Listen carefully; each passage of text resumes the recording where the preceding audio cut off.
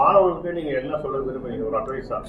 Advice எல்லாம் தேவையே கிடையாது. இவங்க என்னோட புதுசாக பசங்க, இவங்க வயசில் நாங்கள் இவ்வளோ இன்டெலிஜென்ட்டாக கிடையாது. இந்த ஃபஸ்ட் இயர் பண்ண அந்த அளவுக்கு நான் ஃபர்ஸ்ட்டில் வரையில. அவங்களுக்கு அட்வைஸ் பண்ணுற ஸ்டேஜ் இல்லை. இவங்க இன்னும் ரொம்ப அட்வான்ஸாக இருக்கிறாங்க. இப்போ ஸ்கூலில் படிக்கிறாமா, +2 படிக்கிறாங்கன்னா இல்லை சார் காலேஜில் முடிச்சு கல்யாணம் பண்ணி 10 10 படிக்கிற எலி குஞ்சுமாக பண்ணி சொல்லுது.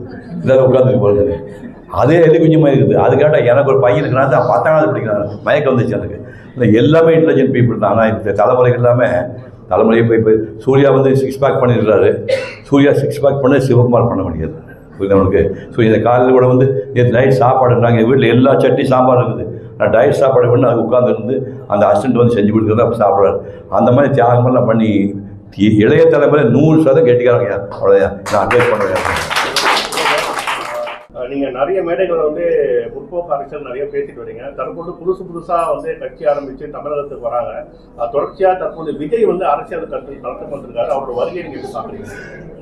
அவர் வந்தே 6 மணி ஜனங்க நினைச்சா வந்துடுவார். நன்றி.